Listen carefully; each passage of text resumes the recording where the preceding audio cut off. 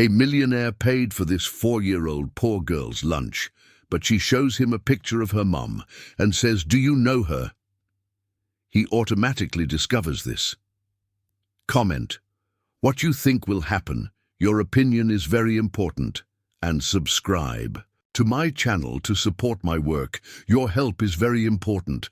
The black Range Rover glided along the winding road of Aspen, Colorado, as the first raindrops began to pelt the windshield. Richard Sterling adjusted the car's climate control, trying to ward off the typical mountain chill. His fingers tapped impatiently on the leather steering wheel as he observed the misty landscape through the fogged-up windows.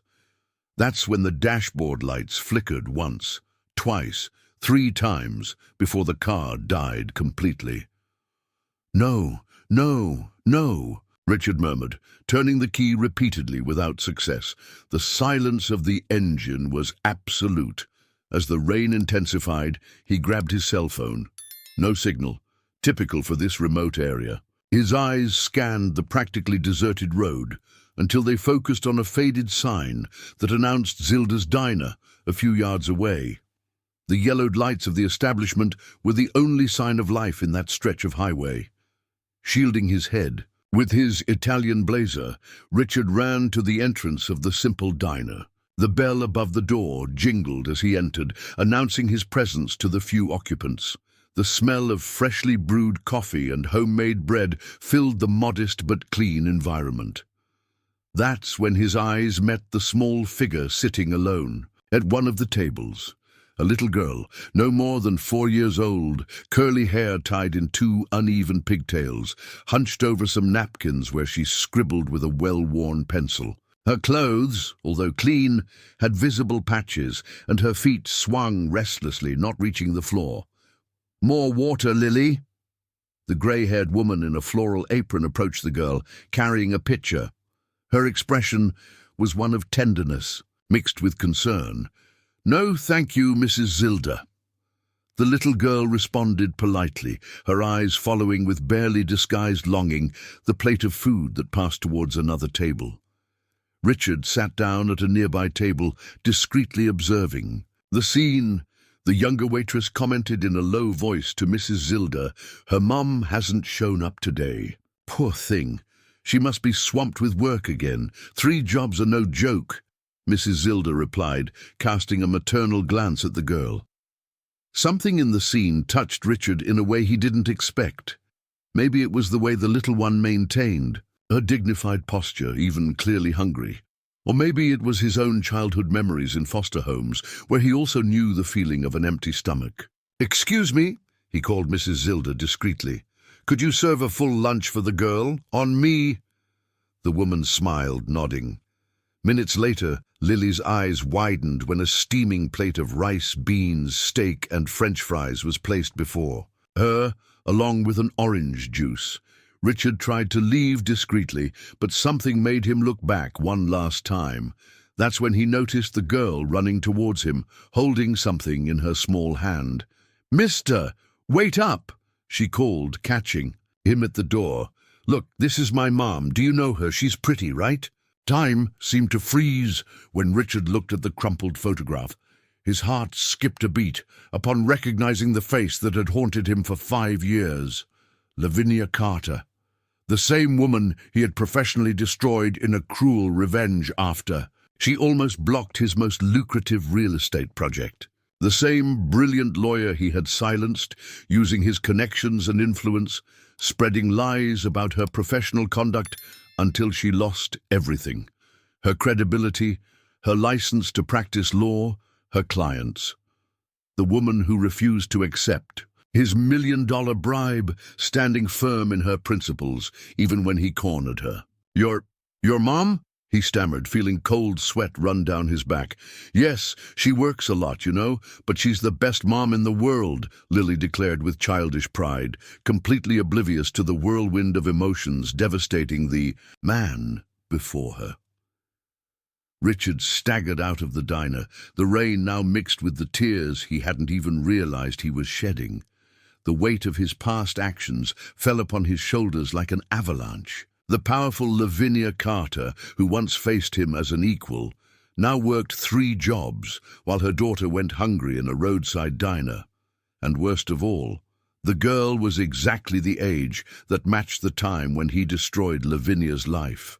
A child who grew up in poverty because of his petty revenge. Leaning against his imported car, Richard Sterling, the feared businessman who built a real estate empire by destroying other people's dreams, finally understood the true price of his actions.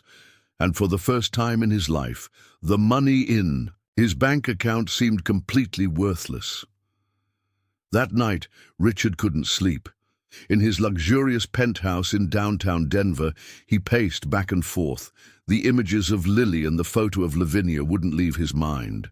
His private office, normally a haven of tranquility, now seemed suffocating. The marble-clad walls and mahogany shelves silently witnessed his agony. Seated in his Italian leather armchair, he opened his laptop and began to research.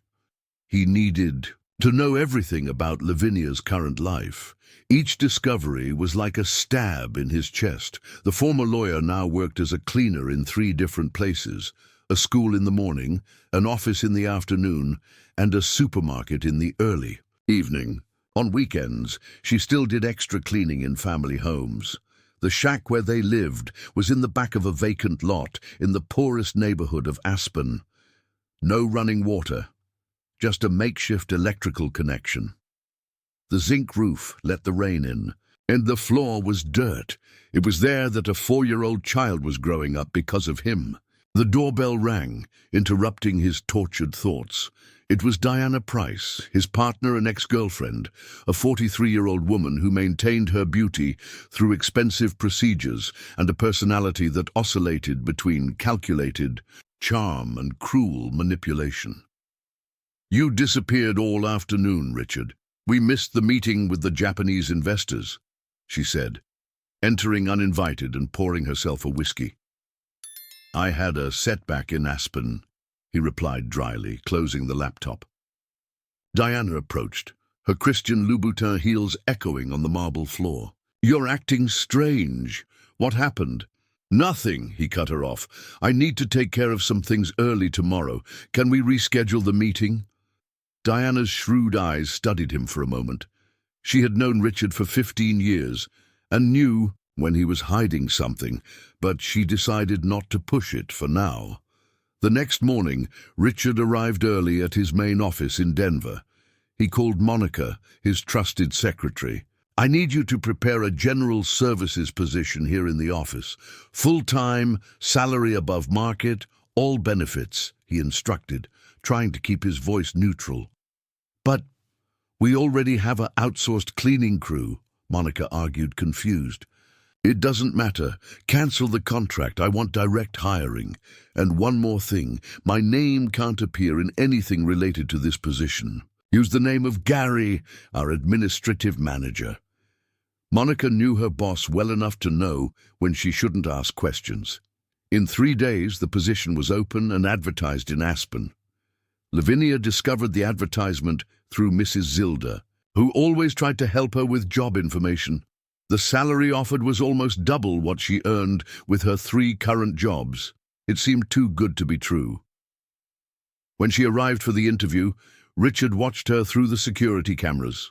His heart ached as he saw how thinner she was, with deep dark circles under her eyes, but still maintained that dignified posture that had so impressed him years ago. Her hair, once always impeccable, was tied in a simple bun, and her hands, which once handled important cases, were now marked by hard work.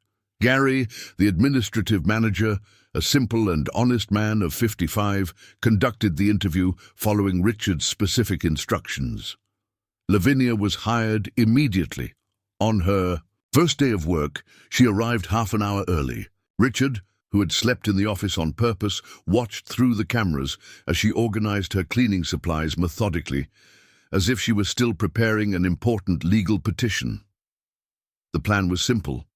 He would keep his identity hidden, using his private office with a separate entrance, while trying to find a way to help her without revealing his involvement. But his plans began to crumble when, that same afternoon, little Lily appeared at the office. "Mommy!" The girl ran through the hallways, attracting everyone's attention. She had just gotten out of school, and a neighbor had brought her. Richard, who was leaving his private room, froze at the sight. Lily, upon recognizing him, broke into a huge smile. "Look, Mommy, it's the mister from the diner," she pointed innocently. Lavinia, who was cleaning the windows, turned quickly. Her eyes met Richard's for the first time, but without recognition. After all, she had never seen his face during the legal battles 5 years ago. "I'm sorry, sir," she said, embarrassed. "Lily, you can't be here. Mommy is working."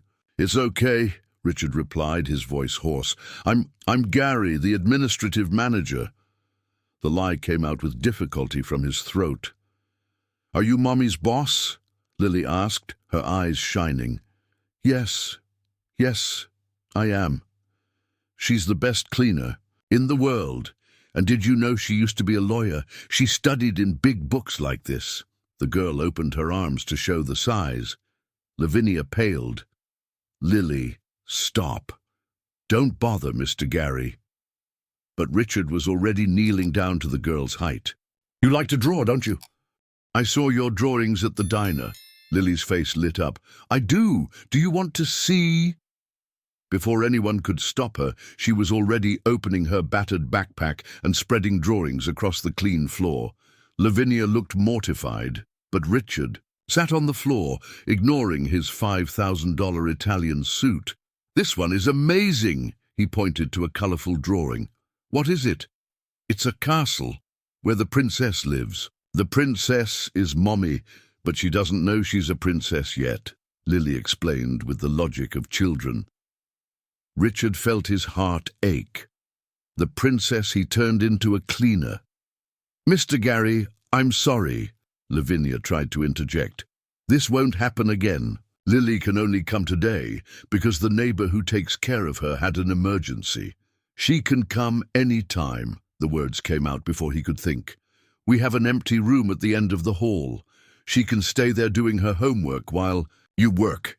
Lavinia's eyes filled with contained tears. "You don't have to." "I insist," he said, standing up, "and you can just call me Gary." That night, alone in his penthouse, Richard cried for the first time in years. Guilt consumed him, but now there was something more, a genuine desire to make a difference in the life of that child and her mother, even if it meant keeping his true identity a secret. What he didn't know was that Diana, suspicious of his absences and changes in behavior, was already beginning to investigate.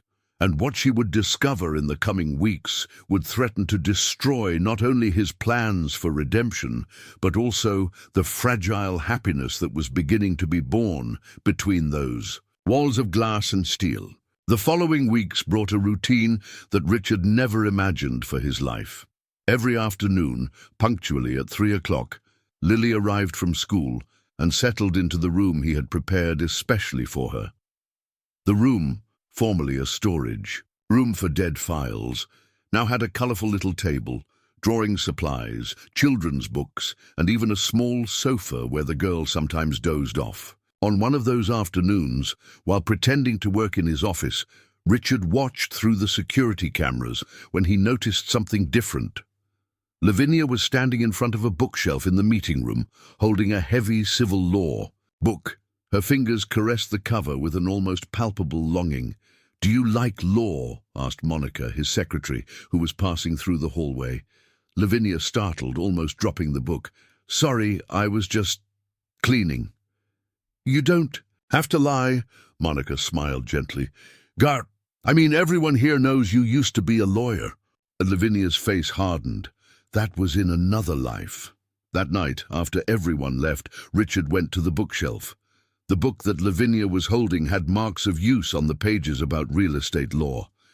His heart skipped a beat upon realizing that she still studied, even after everything. The next day, more updated legal books mysteriously appeared on the shelves. Richard watched, through the cameras, how Lavinia's eyes sparkled as she discovered them. Meanwhile, Lily flourished in her special corner. The girl, who previously barely had adequate school supplies, now proudly displayed her new crayons and notebooks. Uncle Gary always found extra materials in the office that were going to be thrown away. "Look, I made a new drawing." Lily ran to him one afternoon, waving a colourful paper. "It's you!" Richard took the drawing with trembling hands. In it, a tall figure in a suit held the hands of two smaller people, clearly Lily and Lavinia. Above, a smiling sun and a rainbow completed the scene. "It's very beautiful, Lily," he managed to say, swallowing the lump in his throat. "Do you know what the teacher asked today?" The girl continued, swinging her little legs in the chair that was too big for her. "She asked who our hero is. Everyone talked about their dad, but I talked about you." Richard's heart stopped. "And what did your mom think of that?" Her eyes got watery, like when she's happy and sad together, Lily replied innocently. "But she said that you are really very nice." That night, alone in his penthouse, Richard couldn't sleep. Lily's words echoed in his mind. Hero. He, who had destroyed her mother's life, was now considered a hero by the child. Guilt consumed him more and more, especially when he began to notice other things, like the fact that Lavinia skipped lunch to save money, or how her shoes were completely worn out, or even how she coughed constantly, probably due to the dampness of the shack where they lived. It was on one of those sleepless nights that he made a decision. Using his contacts, he secured a job interview for Lavinia at one of the largest law firms in Denver. Of course, everything was arranged so that his name wouldn't appear. What he didn't expect was her reaction upon returning from the interview. Lavinia entered his office trembling, paler than usual. "Mr. Gary," she said, her voice controlled, "I appreciate the referral, but I can't accept the job." "Why?" he asked, genuinely surprised. "The salary would be 5 times higher than here." "Because," she hesitated, her hands clutching her cleaning apron, "because that firm represents Richard Sterling." Richard's blood ran cold. "You don't know the story," she continued, her eyes fixed on the floor. "But that man, he destroyed my life, destroyed my career, and even so, even needing the money so badly, I can't work for him, not even indirectly." "You're a woman of principle," Richard said softly, his voice almost failing. "Principles don't fill a stomach," she laughed humorlessly, "but they're all I have left. That same week Lily got sick. A high fever that wouldn't break, a consequence of the dampness of the shack where they lived. Lavinia missed work for the first time, desperate with her daughter burning with fever and without money to buy the necessary medicine. Richard, upon discovering through Monica the reason for her absence, didn't think twice. He took his car and went to the address he had in the employee records. What he found broke his heart into 1,000 pieces. The shack was even worse than he imagined. The zinc roof let the rain in, forming puddles on the dirt floor. The plywood walls barely sealed the icy mountain wind.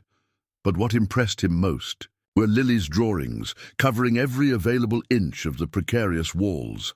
In all of them, the same idealized paternal figure appeared, sometimes as a prince, sometimes as a superhero, most recently as Uncle Gary. Lavinia opened the door, surprised to see him there. She was exhausted, with deep, dark circles under her eyes and disheveled hair. "Mr. Gary, what?" "I came to bring your salary in advance," he interrupted, handing her an envelope. "And some medicine that my sister said is good for fever." The lie came easily. He didn't have a sister. "I can't accept," she began, but was interrupted by Lily's loud cough. "Mommy!" the girl's weak voice called from the other room. "Did Uncle Gary really come, or am I dreaming?" Richard entered without waiting for an invitation. He found Lily lying on a mattress on the floor, covered with several patched blankets. Her little face was red with fever. "Hi, Princess," he said, kneeling beside her. "I came to see how you are." "I knew you were coming," she smiled weakly. "You're like the prince in the stories. You always save everyone." Richard felt tears burn his eyes. There, in that miserable shack, an innocent child saw him as a prince, the same child he had condemned to poverty with his past actions. "She's delirious with fever," Lavinia explained, her voice trembling. "I've already given her the fever reducers I could afford to buy, but you need to take her to the hospital," Richard said, standing up decisively. "I don't have the money to pay." "I'll pay. Please, Lavinia, let me help." It was the first time he used her first name, and something in his voice must have betrayed his desperation, because Lavinia only nodded, too exhausted to argue. What neither of them knew was that, at that very moment, Diana was watching the scene from afar. Inside her imported Mercedes, her cold eyes registered every detail, every gesture, every word. And in her mind, a plan began to form. A plan that threatened to destroy not only Richard's reputation, but also the fragile happiness that was beginning to blossom in that unlikely place. The children's hospital in Denver was busy that night. Richard watched Lavinia sleeping uncomfortably in the armchair next to the bed where Lily rested now without a fever. The machines beeped softly, marking the girl's normalized heartbeats. He had insisted on paying for a private room, ignoring Lavinia's protests. "Uncle Gary," Lily's sleepy voice brought him back to the present. "Tell me a story." He approached the bed, adjusting the hospital blanket. "What kind of story do you want to hear?" "One about a princess, but different. With a princess who works a lot like Mommy." The innocent request pierced his heart like an arrow. "Once upon a time," he began, improvising, "there was a very special princess. She didn't live in a castle, but she had something more valuable than gold, a heart full of kindness and principles as strong as diamonds." "Like Mommy," Lily whispered enthusiastically. "Exactly like," he continued, his voice thickening. "This princess faced a very bad man who had a huge castle but a small, cold heart." Lavinia stirred in the armchair, still asleep, and Richard lowered his voice even more. "The bad man got angry because the princess was stronger than him, more courageous, so he used his evil to make her life difficult. But do you know what he didn't expect?" "What?" Lily asked, her eyes shining with sleepiness and interest. "That the princess, even without a castle, even having to work a lot, continued to be a true princess. And her nobility didn't come from crowns or jewels, but from her character, her dignity." "What is character, Uncle?" "It's when we do the right thing, even when it's hard. Like your mum, who—" He stopped abruptly when he realized that Lavinia had woken up and was watching him with an indecipherable expression. "I'm sorry," he murmured, embarrassed. "She asked for a story." "You don't need to apologize," Lavinia replied softly. It was a beautiful story." The silence that followed was interrupted by the entrance of the nurse, announcing that visiting hours had ended. "I'll stay," Lavinia said immediately.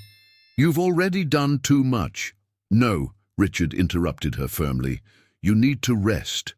You have to work tomorrow. I'll stay with her." "But please," he insisted, "trust me." Something in the way he said those words made Lavinia give in.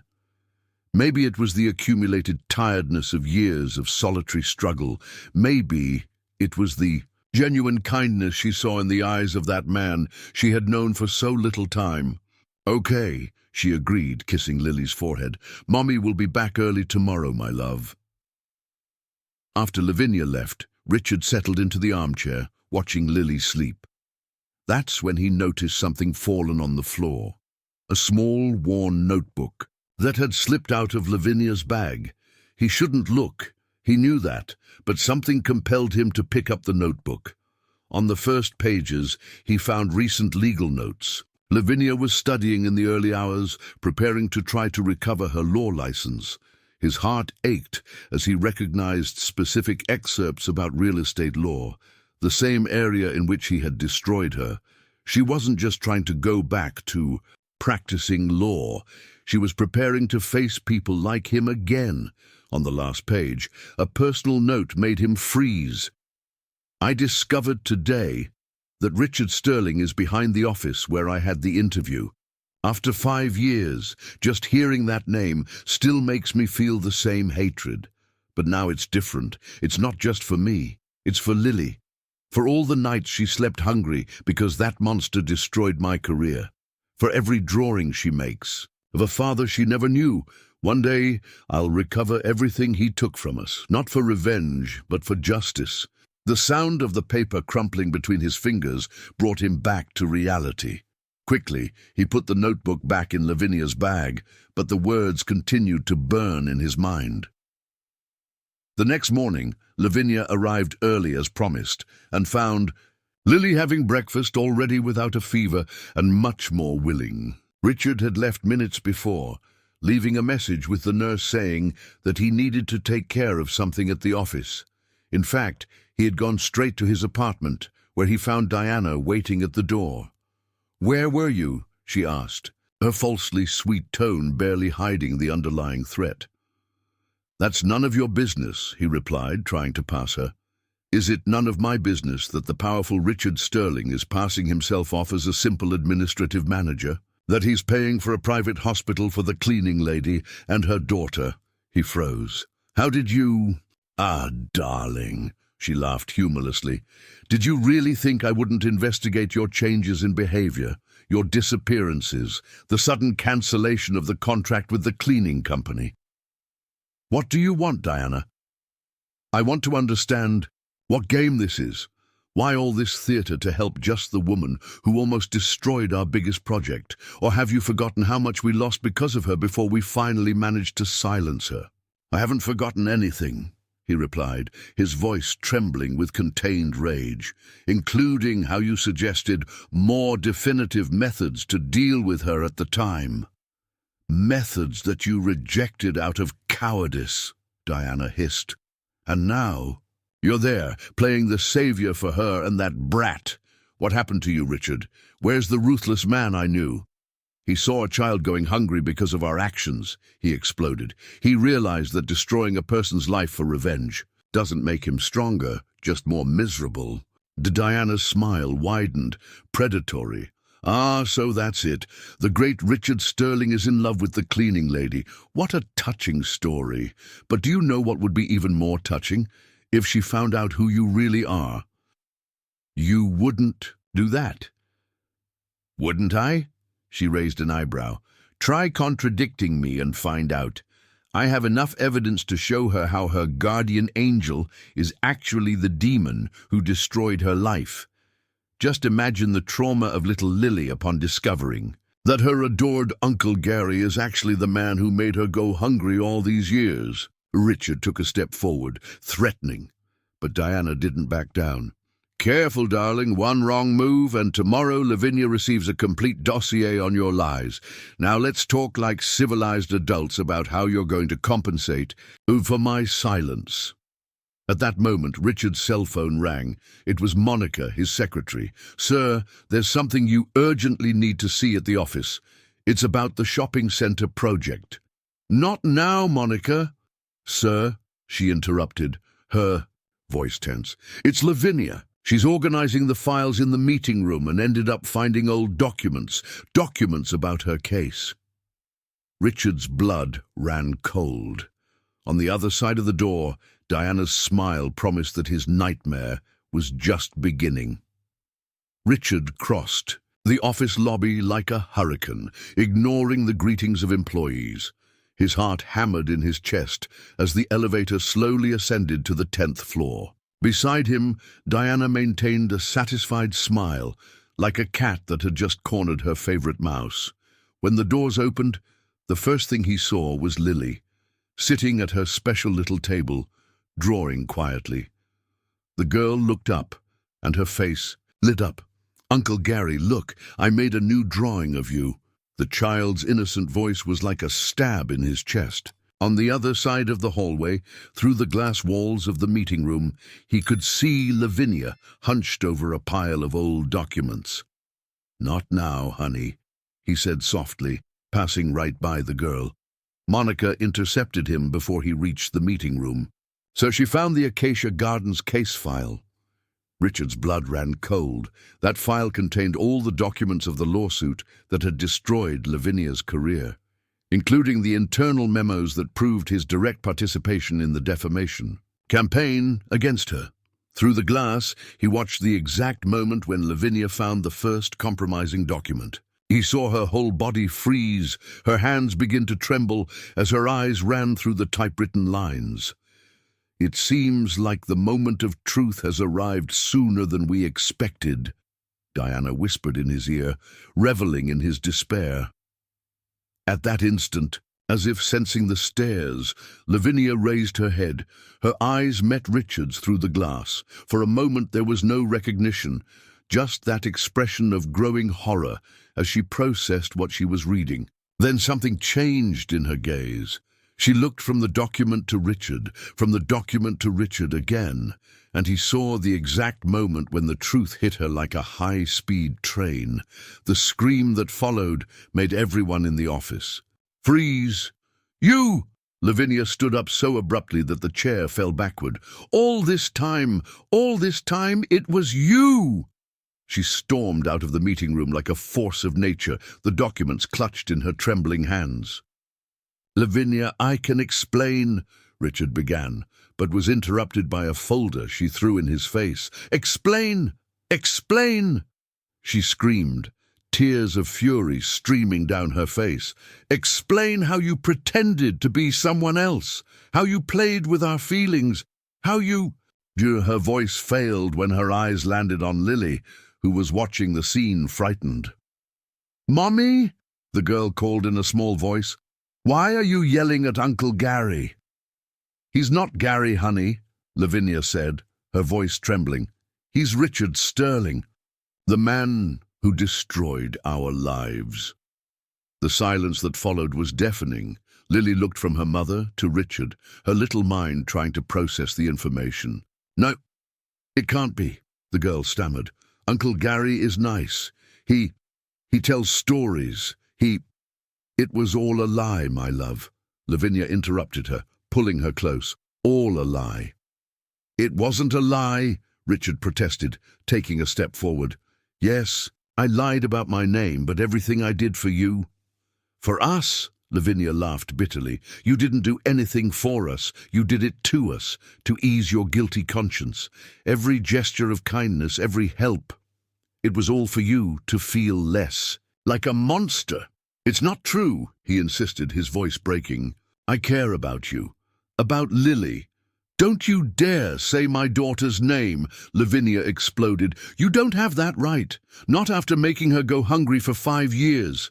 Not after making us live in that shack. Not after—" She stopped abruptly, her eyes widening with a new realization. "The hospital, the medicine. You paid for everything to buy our silence, to make sure I wouldn't find out who you were." "No," Richard protested. "I did it because I care, because I couldn't stand seeing you suffering." "Oh, so now you can't stand seeing us suffer." Lavinia took a step forward. "Where was that concern when you destroyed my career? When you spread lies about me? When you made every law firm close? Their doors to me?" Each word was like a knife in his chest. The worst part was that he had no defense.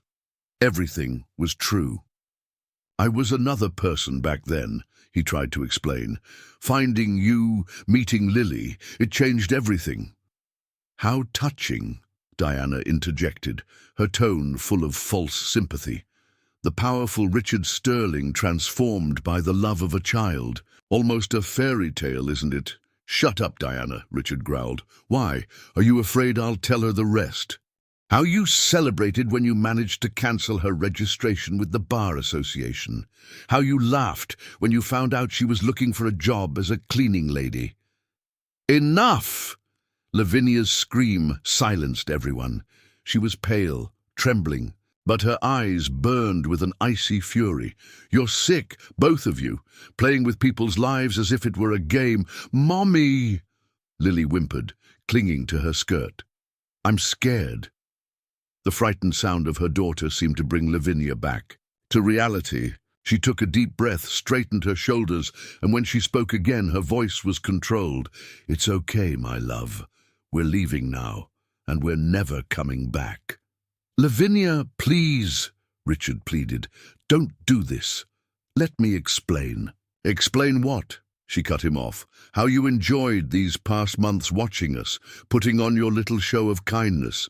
It must have been very satisfying for your ego to see the powerful lawyer who faced you reduced to cleaning your floor." "It wasn't like that." "Then how was it? Tell me, Richard." She spat his name as if it were poison. "How was it seeing my daughter call you a hero without knowing that you're the villain in our story?" Richard staggered as if he had been punched. Around him, the employees watched the scene in shocked silence. Monica cried discreetly in her corner. "Let's go, Lily," Lavinia called, grabbing her daughter's backpack. "But my drawings—" The girl protested weakly, looking at her special little table. "Leave everything. We don't want anything from him." "Lavinia," Richard tried one last time, his voice choked with emotion.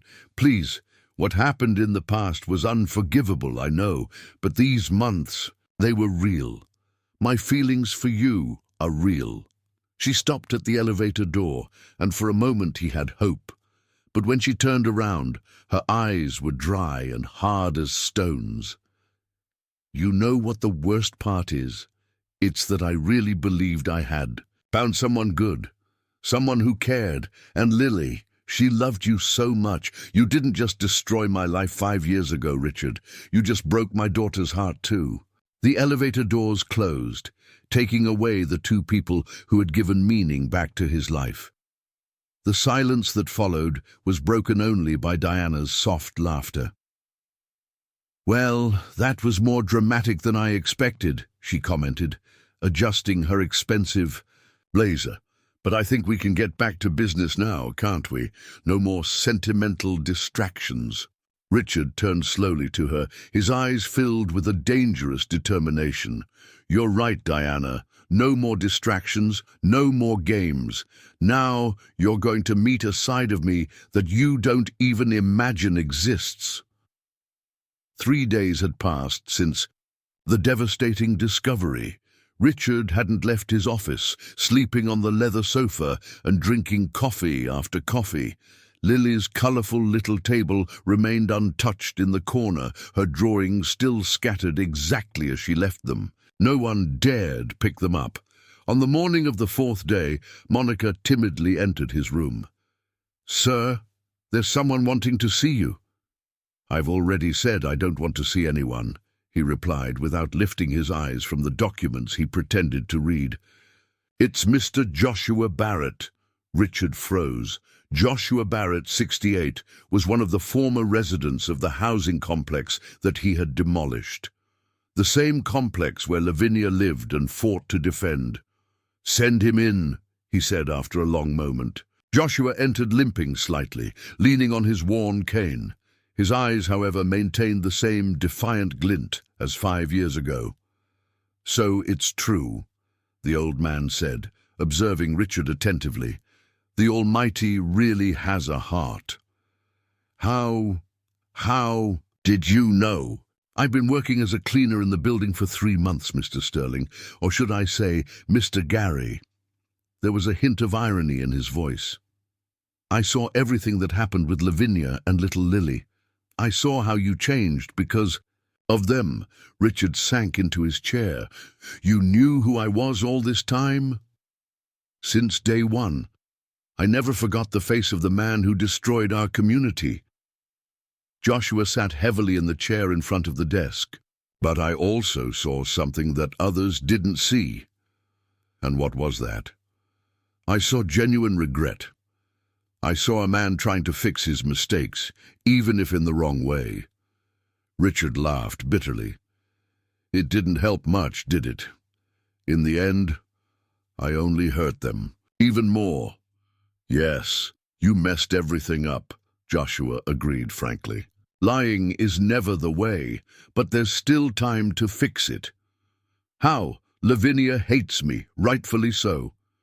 Have you ever thought about fighting for them the right way this time? Not with lies or money, but with true actions. Before Richard could answer, Diana burst through the door without knocking. "Emergency meeting with the investors in 10 minutes, she announced. "And who is this gentleman?" "Someone who, unlike you, has something important to say," Richard replied dryly. "And I'm not going to any meeting today." Diana's smile faltered. "What do you mean you're not going? The shopping centre project can't wait. We've already wasted too much time with your sentimental distractions."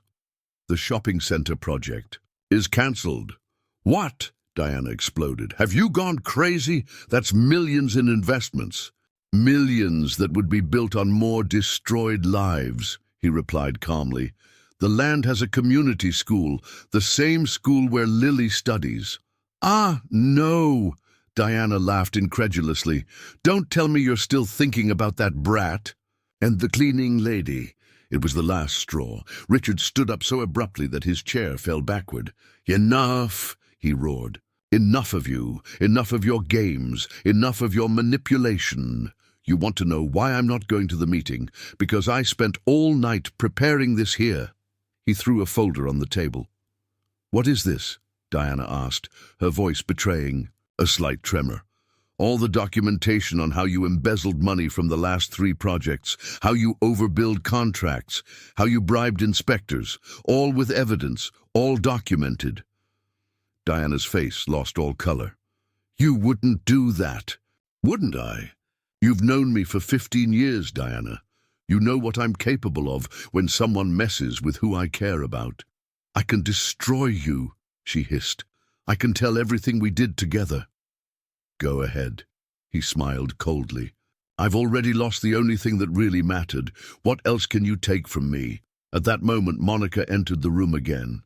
"Sir, there's an urgent call. It's about Lily." Richard's blood ran cold. "What happened?" "The school. There was a storm tonight. The roof of the shack where they live, it collapsed completely." Richard didn't wait for her to finish. He grabbed his coat and ran to the elevator, leaving Diana speechless and Joshua with a small smile of approval. The scene he found upon arriving at the shack was desolate. The roof had completely collapsed. The rainwater had turned everything into a muddy mass. Lavinia was sitting on the sidewalk hugging Lily, who was sobbing quietly. "My drawings, Mommy. All my drawings." "We'll make others, my love," Lavinia whispered, although she herself was visibly shaken.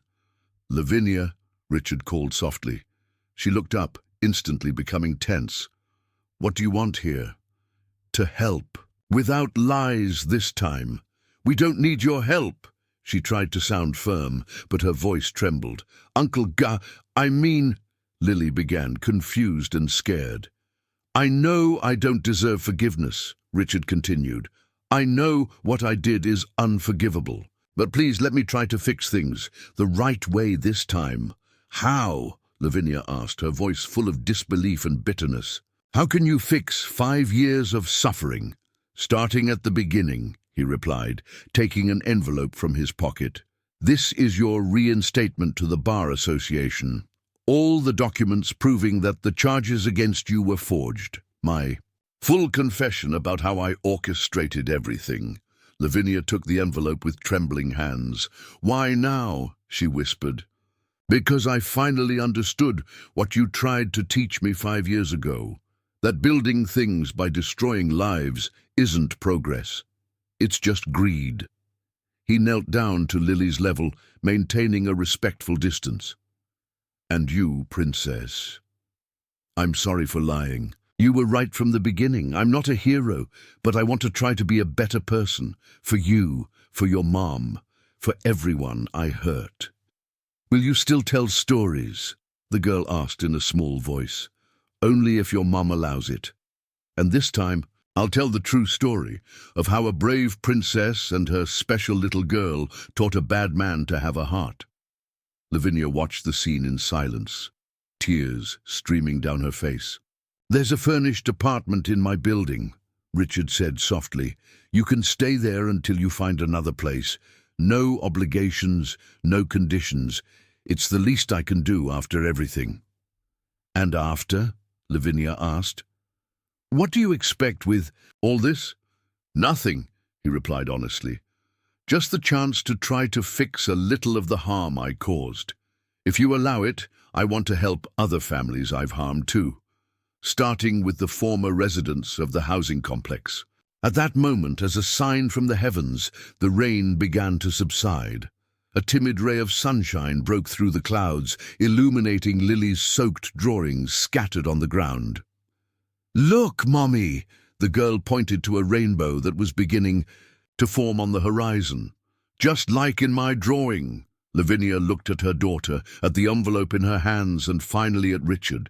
Her eyes still held hurt and mistrust. But there was something more there, perhaps a microscopic glimmer of hope. "One day at a time," she said finally. "No promises, no expectations." "One day at a time," Richard agreed. And as they gathered what was left of the mother and daughter's belongings, the sun continued to shine brighter, as if it also wanted to believe that sometimes, even in the most unlikely places, sincere repentance can be the first step to redemption. The adjustment to the temporary apartment was more difficult than anyone expected. For Lily, the spacious and furnished space seemed like a palace. She ran from room to room, marveling at every detail, from the jacuzzi she had never used to the balcony overlooking the sea.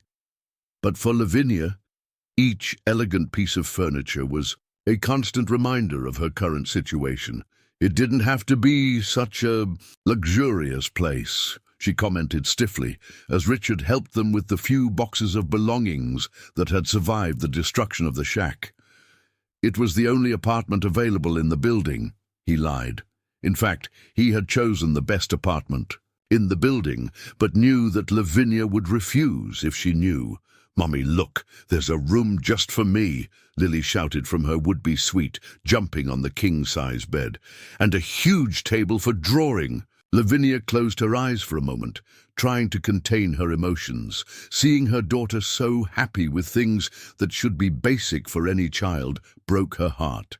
"Lily, don't jump on the bed," she called, her voice betraying her tiredness.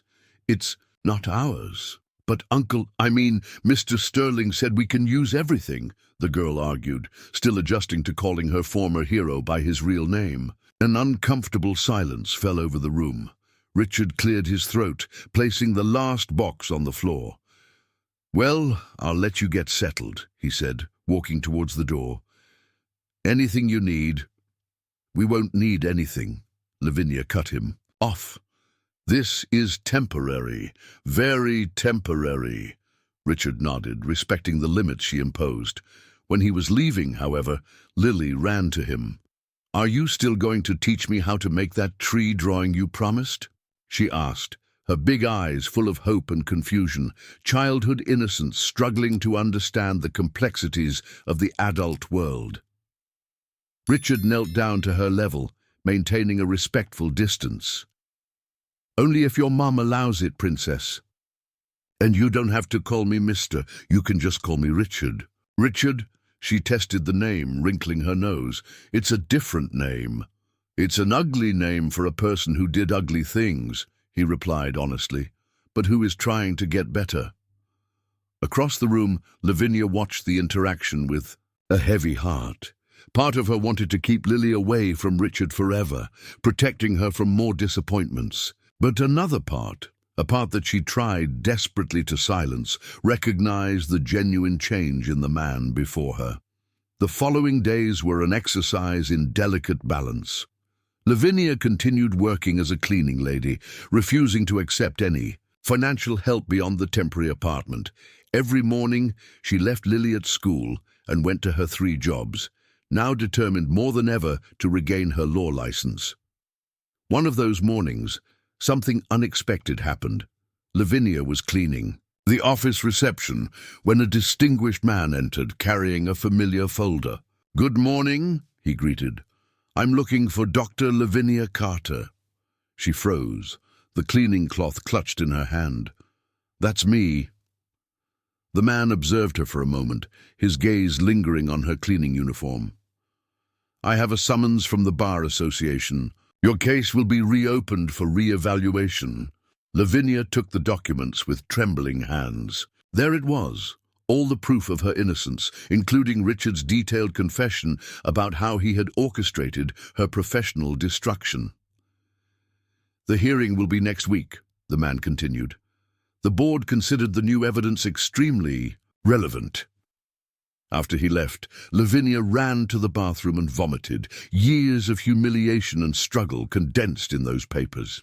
The real possibility of recovering her life, her professional identity. When she returned home that night, she found Lily and Richard sitting at the living room table.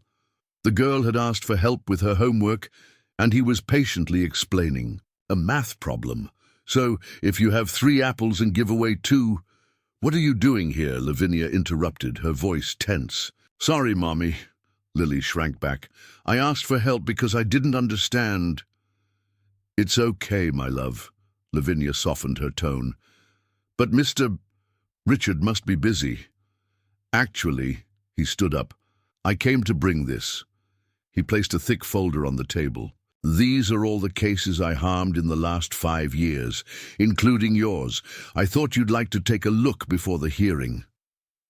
Lavinia paled. "How did you know?" "I prepared everything," he admitted. "Every document, every piece of evidence. It's the least I can do." "Why?" she asked, her voice almost a whisper. "Why now?" "Because for the first time in my life, I understood the true price of my actions." He looked meaningfully at Lily, who remained focused on her homework. "And because you deserve justice, not for what I want, but for what is right." At that moment, the doorbell rang. It was Joshua Barrett, the former resident of the housing complex. "Good evening," he greeted, leaning on his cane. "Sorry for the hour, but I needed to talk to Dr. Lavinia." "Joshua?" She frowned, confused. "What's wrong?" "The former residents of the complex. We're organizing again. We heard about your case with the Bar Association, about Mr. Sterling's confession. We want you to represent us when you get your license back." Lavinia staggered, needing to lean on the wall. I don't know if I can." "You can," Joshua asserted with conviction. "You were the only one who fought for us before, and now, with all the evidence..." He cast a meaningful glance at Richard. "It's not just that," Richard interjected softly. "I showed Joshua the plans for the new project." "What new project?" Lavinia asked, suspicious. "The land where the shopping center would be. We're going to transform it into affordable housing. With a school, health clinic, recreation area, all properly zoned, all legal. And you think this makes up for everything you did?" she asked, but her voice had lost some of its usual harshness. "No," he replied honestly. "Nothing makes up for it, but it's a start. And we need a lawyer specialized in real estate law to ensure everything is done correctly this time." "I want to help too," Lily declared suddenly, surprising everyone. "I can make drawings for the other kids who are going to live there." The innocent comment broke the tension of the moment. Lavinia looked at her daughter, her little warrior who, even after everything, still managed to see the good in people. She looked at Joshua, who represented all the families she failed to defend in the past. And finally, she looked at Richard, the man who destroyed her life and now offered a chance to rebuild it, not only hers, but that of an entire community. "One day at a time," she repeated the words said days ago. "No promises." "No promises," Richard agreed. "Just actions." And as Lily excitedly returned to her homework, now chattering about the new friends she would make in the housing complex, something subtle changed in the air between Lavinia and Richard. It wasn't forgiveness. It was still too early for that. But perhaps, just perhaps, it was the first step of a long journey of redemption. The week of the hearing with the Bar Association arrived, bringing a palpable tension. Lavinia practically didn't sleep, spending the night studying the documents that Richard had provided. Each page revealed more details about how her life had been methodically destroyed 5 years ago. On the eve of the hearing, she found something that made her blood run cold, an internal memo detailing how Diana had suggested more definitive methods to deal with her. The date of the document was just 2 weeks before the accident that almost hit her as she left the courthouse, a car at high speed that narrowly missed her. Her hands trembled so much that she dropped the cup of coffee she was holding. The sound of breaking porcelain woke Lily, who was sleeping in the next room. "Mummy!" The girl appeared in the doorway, rubbing her sleepy eyes. "Are you crying?" Lavinia quickly wiped away the tears she hadn't realized were falling. "No, my love. Just dropped a cup. Go back to bed." But Lily, with that unique perception of children, approached and hugged her mother. "You don't have to be afraid," she said softly.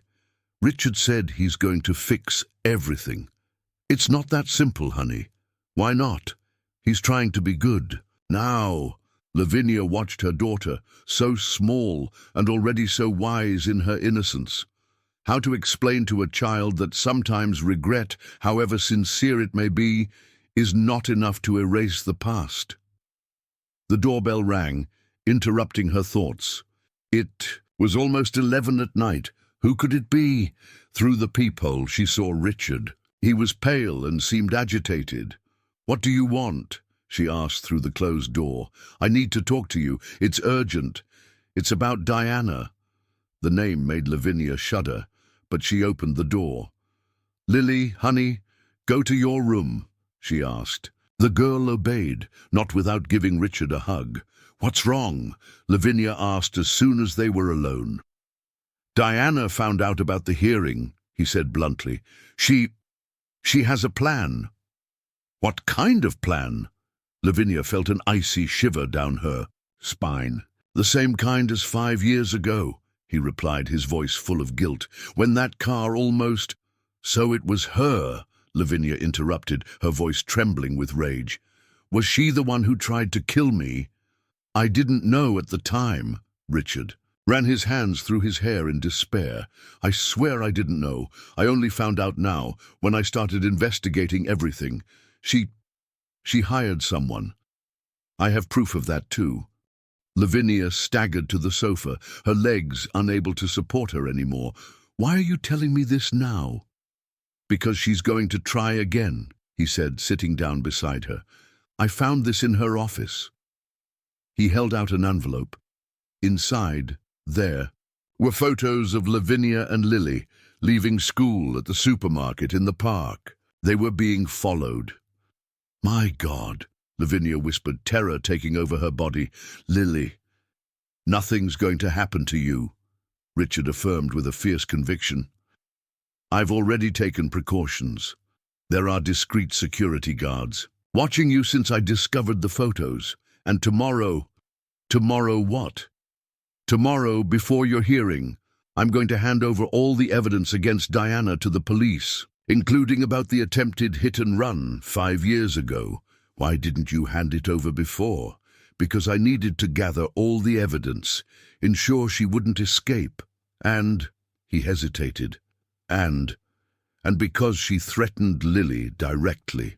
She said that if I interfered, there would be an accident at the school. Lavinia jumped up. "We need to get Lily out of here, now." "Calm down," he held her arms gently. "The building is safe. There are guards at all the entrances, and tomorrow morning, even before your hearing, Diana will be arrested." "How can you be sure?" "Because I've been working with the district attorney's office for the past few days. They were just waiting for the last pieces of evidence, which I got today. That's why I came running to warn you." At that moment, they heard a noise coming from Lily's room.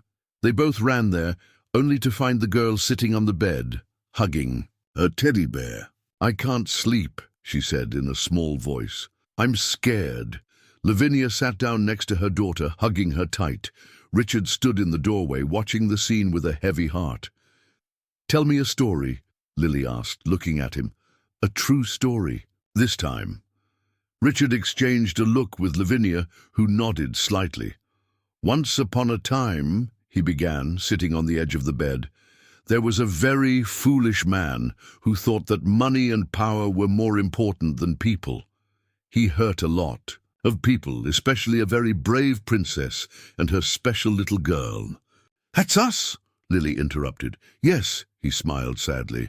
"That's you, and this foolish man took a long time to realize that he had done everything wrong, that all his wealth was worth nothing compared to the smile of that little girl, the courage of that princess." "And he regretted it?" Lily asked, her eyes beginning to grow heavy with sleep. "Very much. More than he thought possible. And now he's going to do everything he can to protect the princess and her little girl, even if they can never forgive him completely." Lavinia watched in silence, silent tears streaming down her face. When Lily finally fell asleep, they left the room without making a sound. "Do you really think it's going to work?" she asked, her voice almost a whisper. "Diana's arrest, the hearing.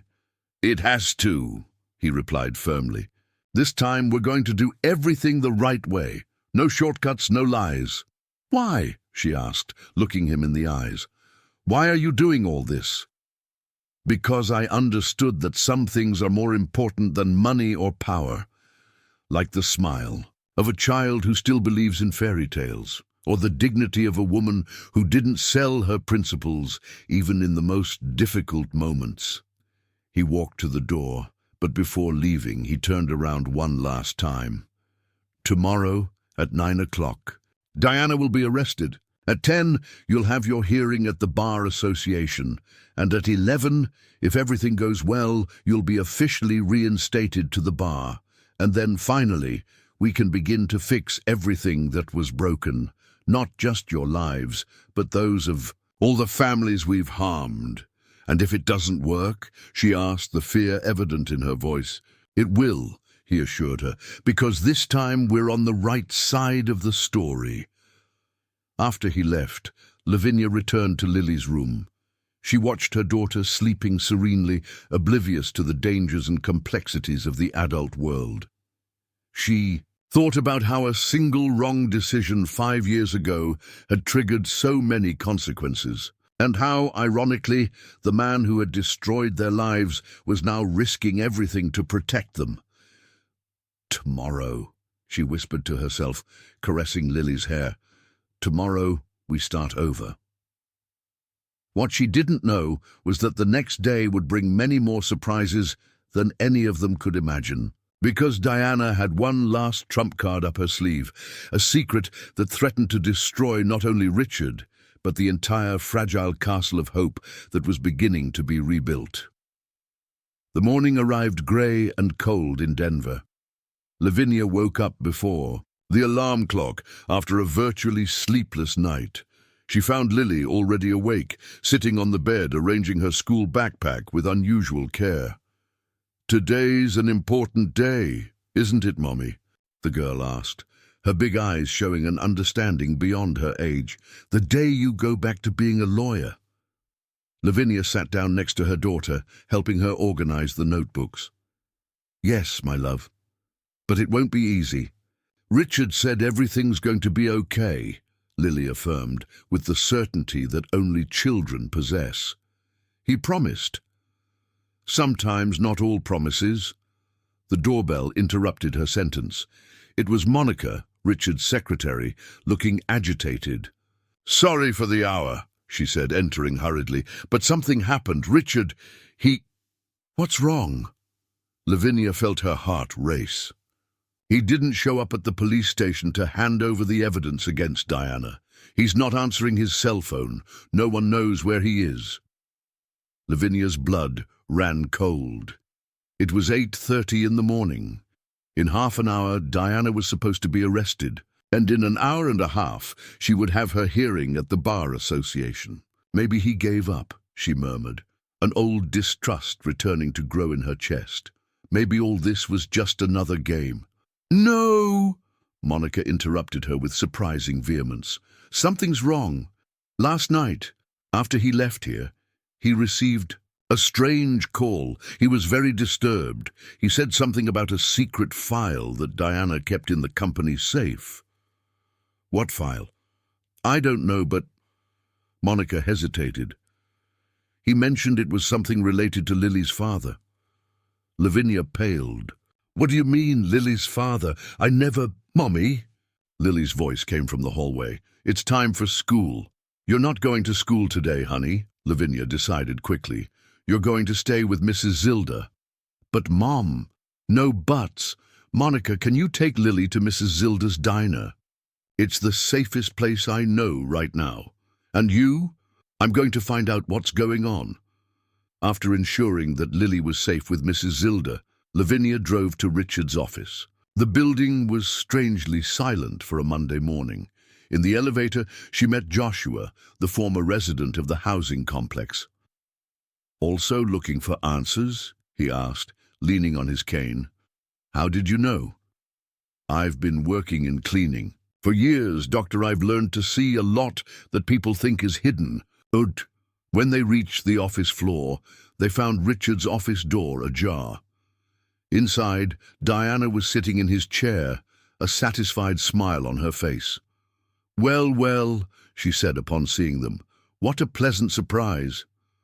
Where's Richard? Lavinia demanded.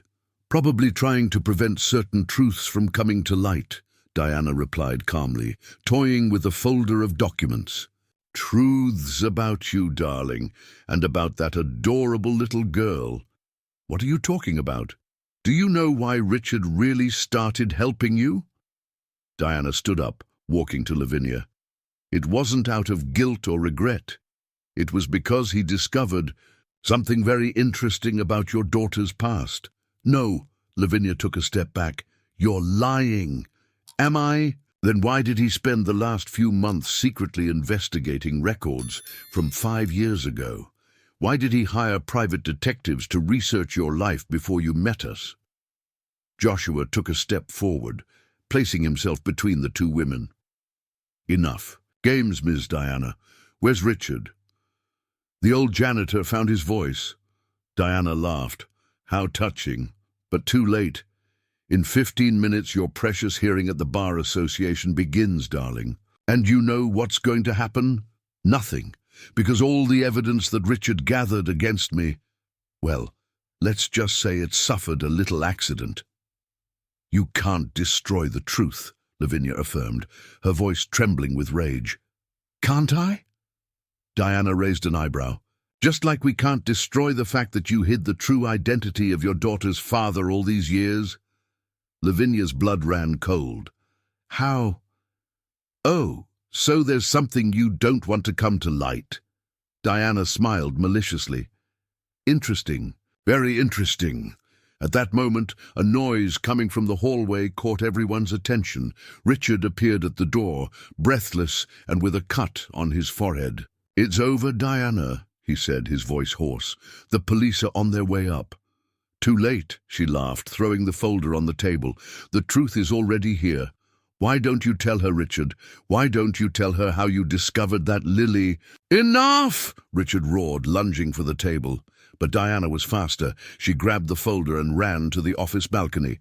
One move and all this goes flying, she threatened, holding the documents over the railing. Diana, think about it. Richard tried to approach. You don't have to do this. Don't I? She laughed hysterically. You were going to turn me into the police. Destroy me after everything we built together. What we built was based on lies and destruction, he replied. But there's still time to do the right thing. The right thing? She spat the words. How pathetic you've become, Richard. All because of this. Gleaning lady and her little bastard.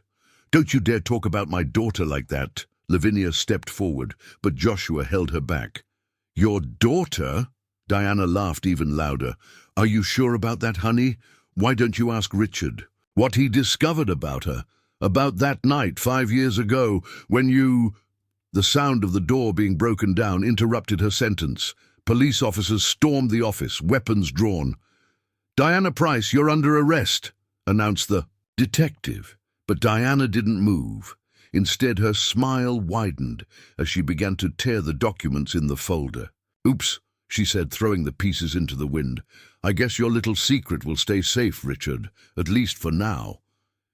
As the police officers handcuffed her, Lavinia turned to Richard, her eyes full of questions and accusations.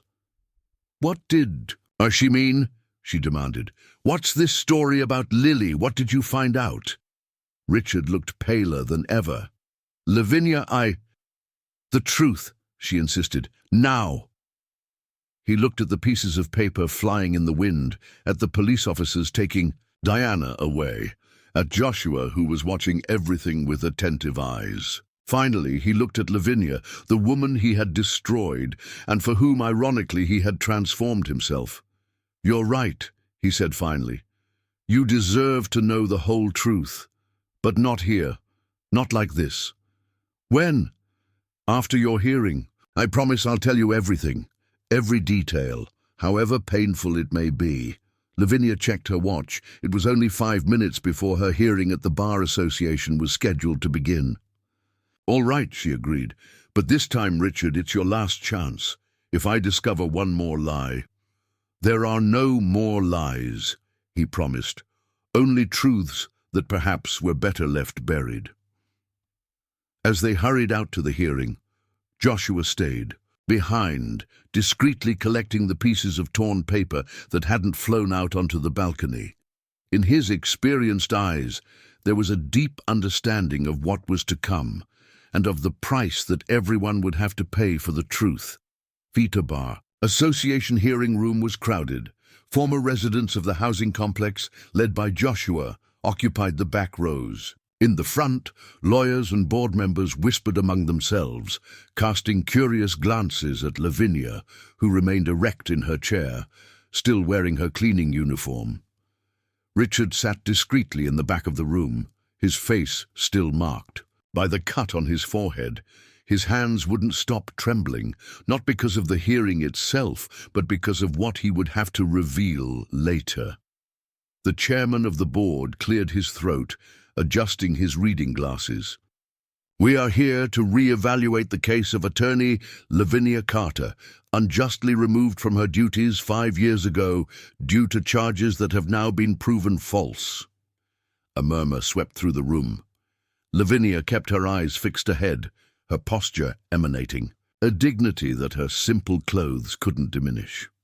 "We have here," the chairman continued, "a full confession from businessman Richard Sterling, admitting to having orchestrated a defamatory campaign against the attorney, including forgery of documents and bribery of witnesses." More whispers. Some accusatory glances turned to Richard, who faced them without wavering. "Ms. Carter," the chairman addressed Lavinia, "do you have anything to say before we announce our decision?" Lavinia stood up slowly. For a moment, only silence filled the room. Then her clear and firm voice echoed, "5 years ago, I was in this same room being accused of conduct I never committed. On that day, I lost more than my license to practice law. I lost my identity, my purpose. I was forced to rebuild my life from scratch, doing any honest work I could find to support my daughter." She paused, taking a deep breath. "But today, I'm not here to talk about the past. I'm here because I've learned that justice, however long it may take, always finds its way. That the truth, however much they try to bury it, always comes to light." Her eyes met Richard's for a brief moment. "And most importantly, I'm here because there are people who still need a voice, families who were unjustly removed from their homes, communities destroyed by greed. They deserve justice as much as I do." The chairman nodded gravely. "Very well. In light of the new evidence and this spontaneous confession, this board decides unanimously to reinstate Lavinia Carter to the practice of law with all honors and rights." The room erupted in applause. Joshua and the former residents were the first to stand up, followed by the rest of the hearing. Lavinia remained still, silent tears streaming down her face. But the celebration was interrupted when Monica burst through the door, breathless. "Dr. Lavinia, it's Lily." Everyone's blood ran cold. Richard was the first to reach Monica. What happened? She's gone. Mrs. Zilda said she was drawing in a corner of the diner and suddenly she just disappeared. Lavinia staggered, being supported by Joshua. No, it can't be. There's more, Monica continued, her voice trembling. They found this on her table. It was a note written in a child's uneven handwriting. Mommy, I went to look for the truth that everyone is hiding from me. Don't be mad. I love you.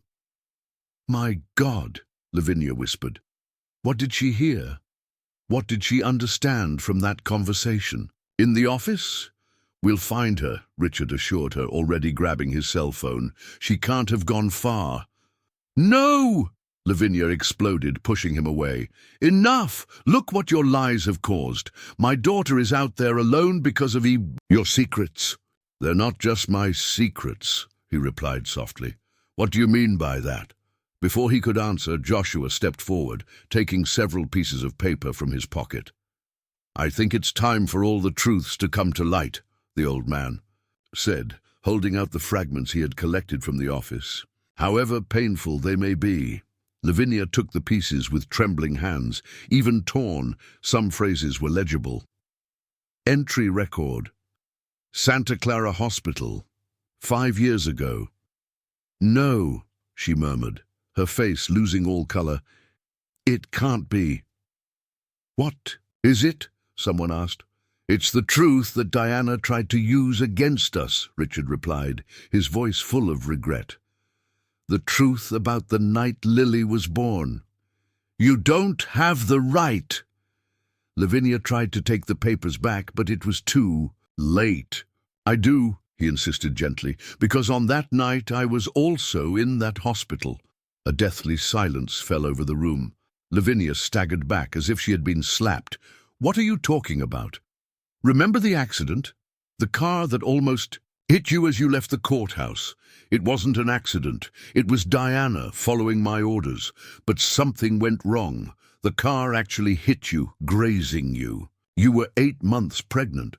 Stop, Lavinia pleaded, tears streaming down her face. Please, stop. You were taken to Santa Clara Hospital.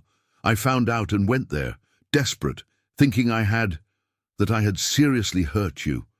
When I arrived, you were in premature labor. No, I stayed there all night, hidden, eaten up by guilt. I saw when Lily was born. I saw when the doctors said she was too small, too weak.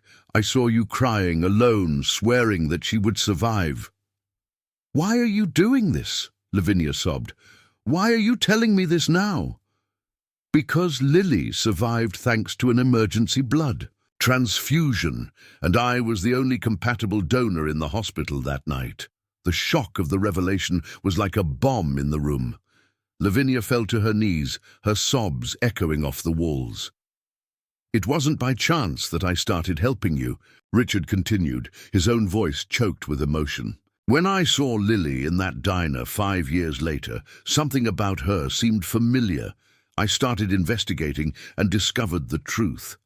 My blood runs in her veins, Lavinia. Not as a father. I would never dare to claim that title. But as someone who, ironically, helped save the life of the child he had almost taken. And now she's missing. Lavinia stood up, her eyes burning with fury and fear. My daughter is somewhere alone, looking for answers to questions she shouldn't even have. We'll find her, Richard promised, and this time we're not going to hide anything anymore. She deserves to know the whole truth about that night, about how she survived, about how 2 people who hated each other ended up connected by fate in the most improbable way possible. At that moment, Monica's cell phone rang. Her expression changed as she read the message. They found her, she announced. She's in the most obvious place possible. Where? Lavinia and Richard asked in unison. On the grounds of the old housing complex, sitting exactly where your house used to be 5 years ago. And so, under the watchful eyes of all those present, Lavinia and Richard ran to find Lily, and finally face all the truths they had tried so hard to hide. The grounds of the old housing complex were unrecognizable. Where once there had been a vibrant community, now there was only rubble and memories. The fine rain that was beginning to fall transformed everything into an even more desolate scene. Lavinia and Richard arrived breathless, followed closely by Joshua and Monica. In the center of the vacant lot, sitting on a piece of concrete that once was the doorstep of her old house, was Lily. The girl held a soaked drawing notebook, its pages heavy with rain and tears. "How did she know where our house was?" Lavinia whispered, stopping a few yards away. "From the drawings," Joshua replied softly. "She always asked me to describe what the complex was like, what the houses were like. Then she drew everything, kept every detail." Lily looked up upon hearing the voices, but didn't move. Her normally cheerful little face was marked by a seriousness that broke the heart. "Why did you take so long?" she asked simply. "My love," Lavinia took a step forward. "You can't run away like that. You left us worried." "I didn't run away," Lily interrupted, her small voice full of a precocious maturity. "I came to look for the truth. Here used to be our house, right? Before Uncle Richard destroyed everything." Lavinia felt her legs weaken. Richard instinctively took a step forward to support her, but restrained himself. "How did you—" he began. "I always knew," Lily replied, flipping through her wet notebook. "It's all in my drawings. Only before I didn't understand properly." She turned the notebook, showing pages and pages of drawings. In some, a younger version of Lavinia appeared wearing lawyer's clothes. In others, a happy community with children, playing. And in several of them, a dark and scary figure hovered over everything, tearing down houses. "At first," she continued, "I drew the bad man without a face, because I didn't know what he looked like. Then when I met Uncle Gary, I started drawing him as a hero, but it was the same person, right?" Silent tears streamed down Lavinia's face. Richard was paralyzed, each word from the girl like a dagger in his chest. "Lily," he knelt in the mud, keeping his distance. "You have every right to hate me." "I don't hate you," she replied, surprising everyone. "I just want to understand why." "Why what, honey?" Lavinia asked, sitting down next to her daughter. "Why do people do bad things even when they can do good things? Why did Uncle Richard destroy our house, but then want to fix everything? Why do you cry every night looking at my birth certificate?" The last question made Lavinia freeze. "How do you know that?" "I wake up sometimes," Lily explained. "I see you taking that hidden folder, looking at the hospital papers. Why do you get so sad when you read them?" Richard and Lavinia exchanged a look full of meaning. It was time for the truth. All of it. "Daughter," Lavinia began, her voice trembling, "remember when you asked why you were born early?" Lily nodded. "You said I was in a hurry to see the world." "The truth is more complicated." Lavinia took a deep breath. "You were born early because I had an accident." "What kind of accident?" "A car hit me," Lavinia explained softly. "It was a graze, but you were born that night, very tiny, needing help to survive." "And it was Uncle Richard who helped," Lily completed, again surprising everyone, "with his blood." "How did you—" "It's written here." She showed a crumpled piece of paper, one of the fragments that had flown from the office.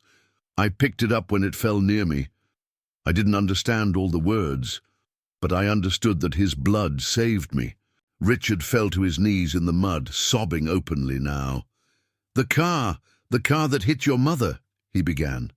"No," Lavinia interrupted him firmly. "She doesn't need to know that part, not yet." "I need to," Lily insisted. "I want to know everything, even the bad things, because that's the only way I'll understand the good things too." Joshua took a step forward, leaning on his cane. "You know, little one, sometimes people do bad things because they are lost, because they forgot what really matters." "Like Uncle Richard?" "Yes," the old man smiled gently. "But some people find their way back, through true regret, through the desire to fix their mistakes. Even if some things can't be fixed, Lily commented, looking at the rubble around. Some things can't, Richard admitted, still kneeling in the mud. We can't bring these houses back. We can't erase the suffering we caused.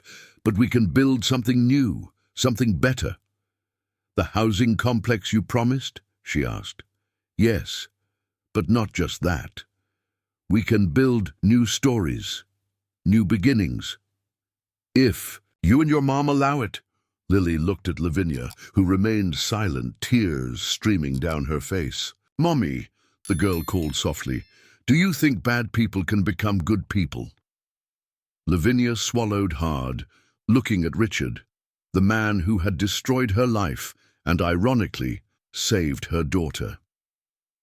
I think people are more complicated than that. My love, it's not just a matter of good or bad. It's about choices, regret, redemption.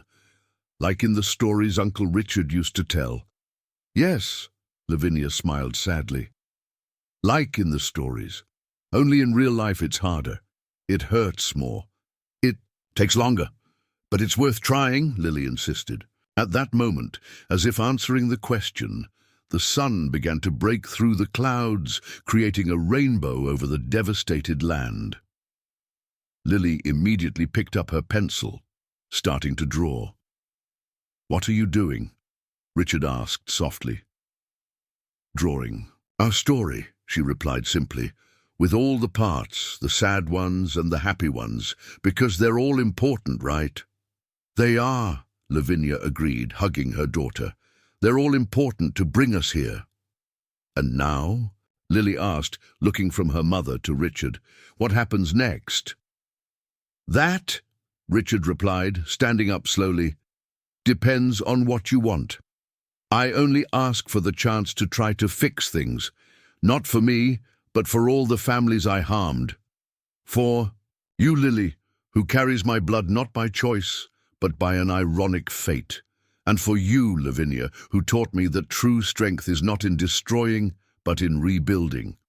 The rain had completely stopped now, in the vacant lot that was once the scene. Of so much destruction, 3 people remained in silence, each carrying their own scars, their own truths. And between them, a 5-year-old child drew the future, not as it should be, but as it really was. Complex, imperfect, but still full of possibilities. Can I make one last drawing here? Lily asked, breaking the silence. Of course, my love, Lavinia replied. What are you going to draw? Our new story with all the true parts. Ja, and as Lily drew, Lavinia and Richard watched in silence, understanding that sometimes the greatest truth is that there are no villains or heroes. Only people trying to find their way back to the light. The following weeks brought changes that no one could predict. The old grounds of the housing complex, once abandoned, were now teeming with activity. Architects, engineers, and workers moved around the site, transforming rubble into foundations for a new beginning. Lavinia, now officially reinstated to the practice of law, established her office in a modest room in the center of town. On the wall behind her desk, where lawyers once displayed framed diplomas, she hung Lily's drawings, a chronology in colors and childish strokes of her family's story. On a particularly busy morning, while she was reviewing cases of the former residents, Richard knocked on her door. He was different. The impeccable Italian suit replaced by simpler clothes, the grey hair at his temples no longer being disguised with dye. "Can I come in?" he asked hesitantly. Lavinia indicated the chair in front of her without lifting her eyes from the documents. "The construction company reports?"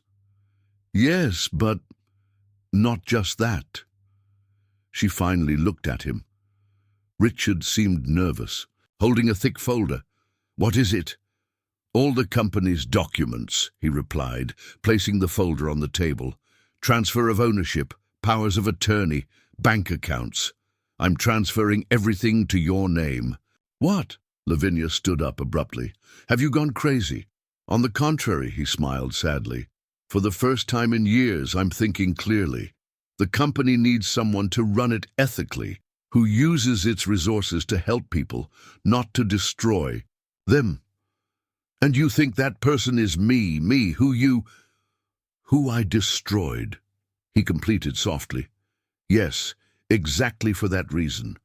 You know the worst that this company can do. And yet you maintained your principles, your integrity.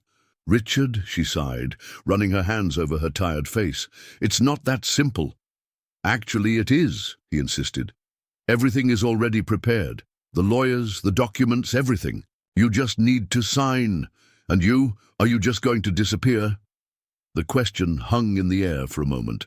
Outside the office, they could hear Lily talking animatedly with Monica, who now worked as Lavinia's secretary. No, he replied finally.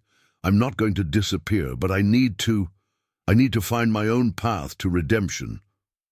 At that moment, Lily skipped into the room, carrying another one of her drawings. Look, Mommy, I drew the new housing complex, with the playground and everything. She stopped upon seeing Richard, her smile faltering slightly. In recent weeks, since the revelation on the vacant lot, her relationship with him had transformed into something complex. No longer the idealized hero of before, nor the feared villain, but something in between. Can I see? He asked gently. Lily hesitated for a moment, then held out the drawing. It was a colorful and optimistic vision of the future. New buildings, green areas, children playing. In one corner, 3 figures holding hands. Her, Lavinia, and Richard. Is that how it's going to be? She asked, her small voice full of hope. It's going to be even better, Richard promised. Because now your mom is going to be in charge of everything. What do you mean? Remember when you asked if bad people can become good people? He smiled sadly. Sometimes, for that to happen, they need to let good people take control. Lily frowned, processing the information. Are you leaving? No, honey, I'm just going to take a step back. Let your mom fix everything I broke. But you're fixing it too, she argued. Mr. Joshua said you helped all the families find a place to live while the new complex isn't ready. Lavinia raised her eyebrows, surprised. She didn't know that. Is that true? She asked. Richard shrugged, uncomfortable. It was the least I could do. At that moment, Joshua appeared in the doorway, leaning on his cane. Even after retiring from his job as a janitor, he remained a constant presence, a kind of collective conscience of the group. The families are arriving, he announced, for the meeting about the new complex. Lavinia consulted her watch, surprised. All ready? Yes, Joshua smiled. And they brought a surprise. The makeshift meeting room on the construction site was crowded. Entire families squeezed into plastic chairs, children ran among the adults, a murmur of expectation filled the air. When Lavinia, Richard and Lily arrived, something unexpected happened. Mrs. Mary, the oldest resident of the former complex, stood up. In her trembling hands, she held a homemade cake. It's to celebrate, she explained with a shy smile. 1 year since everything started to change. 1 year? Lavinia frowned, confused. Yes, Joshua explained. It's been exactly 1 year since a certain little girl first drew the bad man without a face.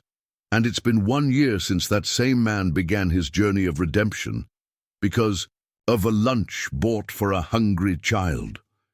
Richard lowered his head, touched. Lily squeezed his hand gently. It's not just that we came to celebrate. Another resident stood up. We want to thank you, to Mr. Richard, for admitting his mistakes and trying to fix them, to Dr. Lavinia for never giving up on fighting for us, and to little Lily, who unknowingly changed everything.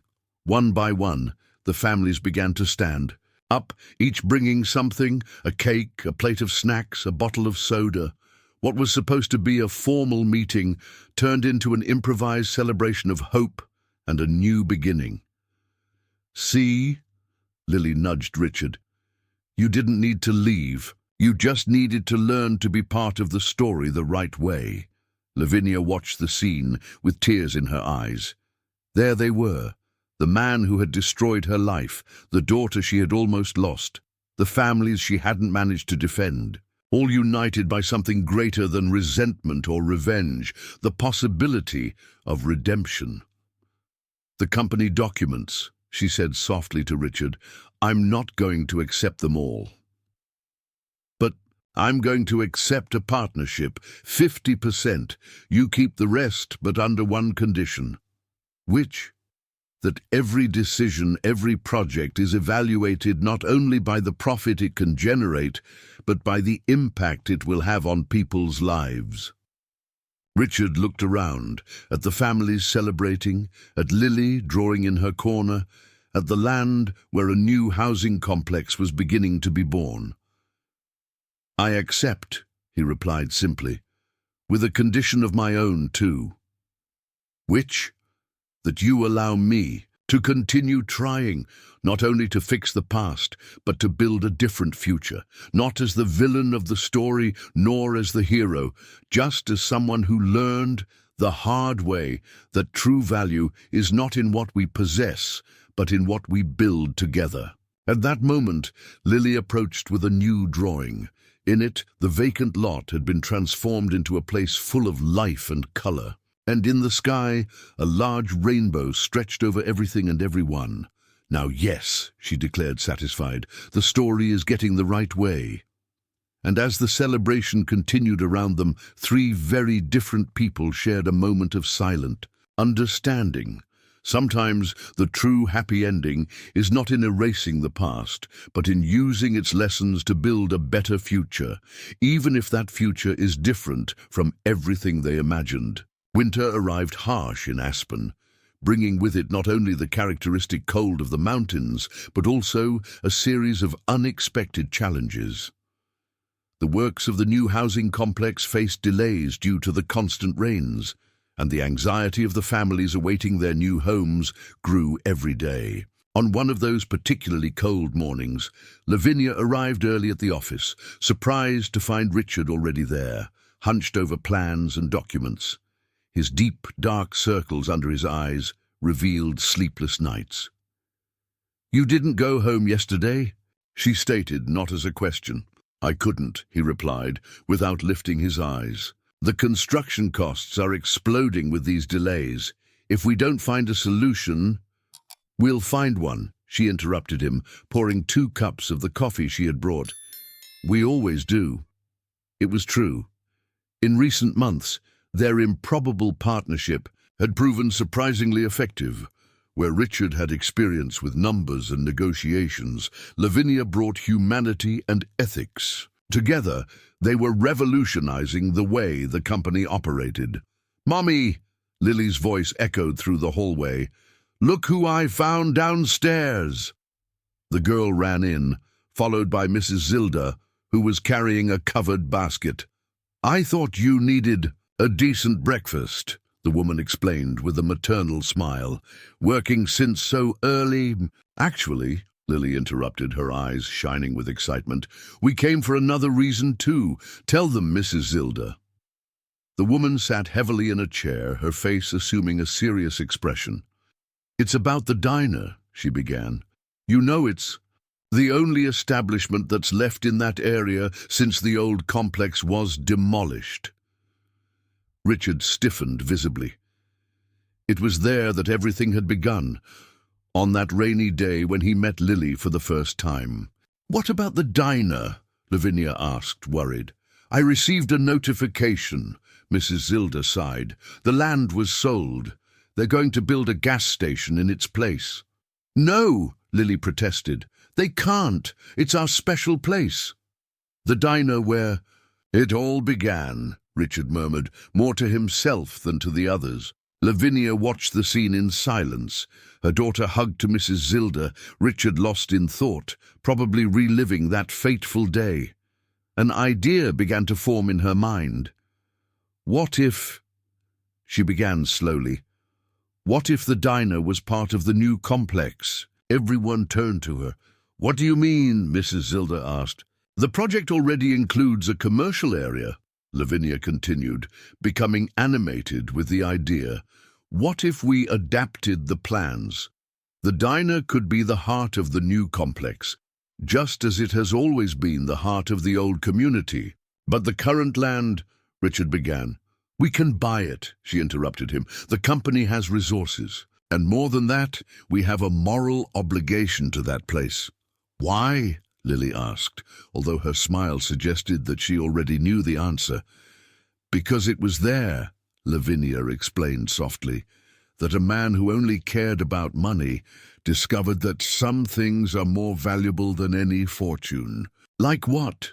the girl insisted. "Like a bowl of soup offered to a hungry child," Richard replied, his voice choked with emotion.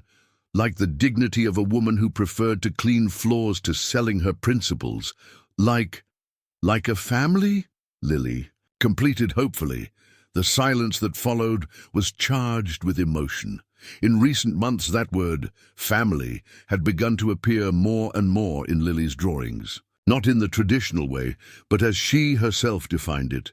A family built not by blood or obligation, but by choices, forgiveness, and redemption.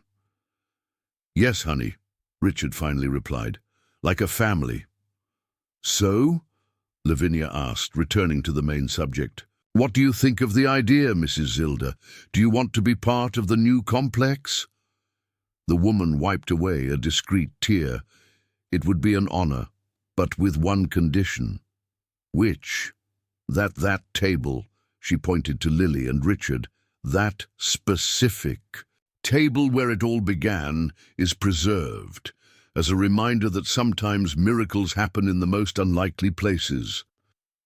And that bad people can become good people," Lily added, running to hug Richard. He received her with a tight embrace, still marveling at the child's ability to see the best in people, even in him who had caused so much harm. "You know," Lavinia commented, watching the two, "sometimes I wonder if it was really coincidence. You being in that diner precisely on that day." "There are no coincidences," Joshua declared, entering the room leaning on his cane. "Only moments when fate decides to give us a second chance." "Mr. Joshua!" Lily ran to hug him. "Guess what? Mrs. Zilda's diner is going to the new complex." "Is that so?" The old man smiled. "Then I guess I arrived at the right time." "What?" Joshua took a folded paper from his pocket, one of Lily's drawings, made almost a year ago. "Remember this?" he asked. It was the first drawing she had made of the bad man without a face. The one she later discovered was Richard. But now, next to the shadowy figure, there was a bright sun and a small diner. "You always knew," Joshua continued softly. "Even before you understood, you knew that place was special, that there something important had to happen. And it did," Lily declared proudly. "Uncle Richard turned good." The adults laughed, but there was emotion in their laughter. "It's not that simple," Richard corrected gently. "It's not a matter of being good or bad. It's about choices, about learning from mistakes, about family," Lily insisted. "Our different family." Lavinia watched the scene with a mixture of emotions. At times she still felt the weight of old grievances, of wounds that might never heal completely, but then she saw her daughter, healthy, happy, full of life, and remembered that sometimes the greatest blessings come disguised as tragedy. "So," she cleared her throat, returning to professional mode, "are we going to reorganize the project, include the diner?" "Yes," Richard replied, already pulling out the plans. "But not only that. I think it's time to make some more changes." "What kind of changes?" "The kind that honors not only the future we want to build, but also the past that brought us here." And as they pored over the plans, Lily picked up her drawing notebook and began working on a new page. In it, Mrs. Zilda's diner wasn't just a commercial establishment. It was the beating heart of a community reborn, a living symbol that sometimes you have to lose everything to find something much more precious. Spring arrived in Aspen, bringing not only flowers, but also the realization of long-awaited dreams. The new housing complex was finally ready, its newly painted walls reflecting the morning sun. In the center of the complex, Mrs. Zilda's diner gleamed with its large windows and a new sign, which read, "Corner of Hope," since 1995. It was the day of the official opening. Families crowded the central courtyard, children ran among the adults, and in the air there was an atmosphere of celebration and a new beginning. The special table, the one where it all began, had been carefully restored and occupied a prominent place in the diner, with a small golden plaque telling its story. Lavinia watched everything from the window of her new office, installed in one of the buildings in the complex. On the walls, Lily's drawings told the full story, from the dark days of the eviction to the reconstruction, each moment captured by the innocent and profound gaze of a child. Thinking about what? Richard's voice surprised her. About how life goes around, she replied without turning around. A year ago I was cleaning your office. Now you're my partner and the most respected lawyer in the area, he completed, stopping beside her by the window, and I'm a very different man. Is that so? She asked, but there was no acidity in her voice, just a genuine curiosity.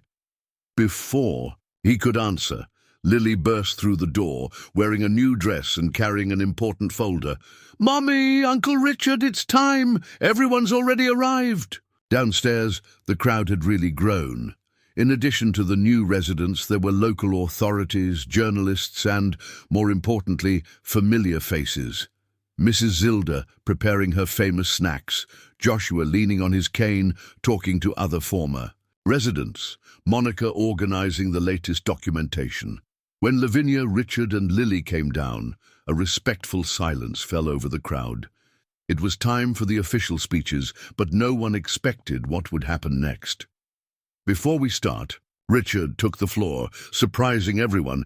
"There's something I need to do, something I should have done a long time ago." He turned to Lavinia and Lily, his face serious.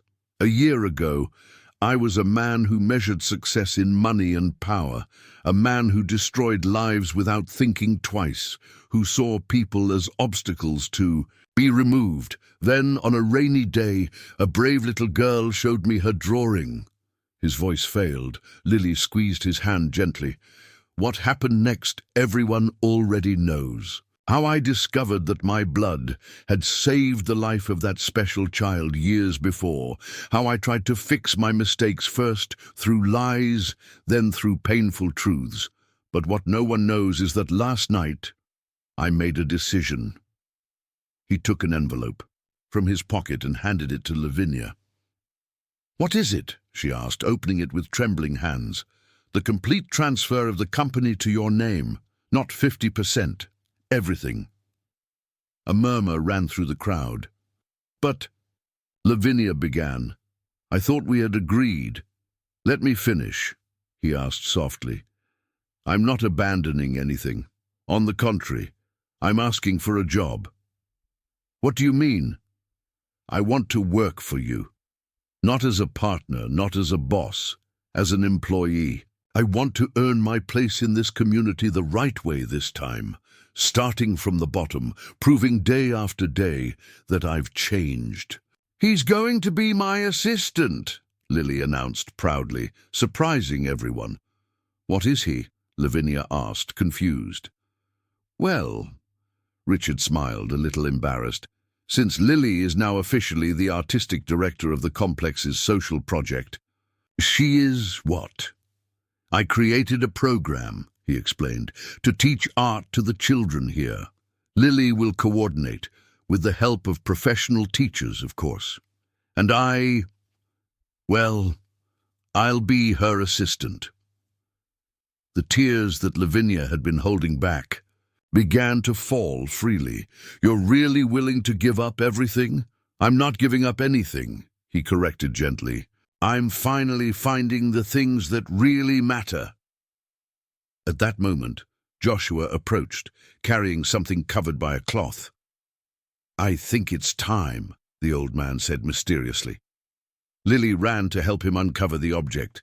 It was a huge frame, a collage of all her drawings over the past year, organized to tell a complete story.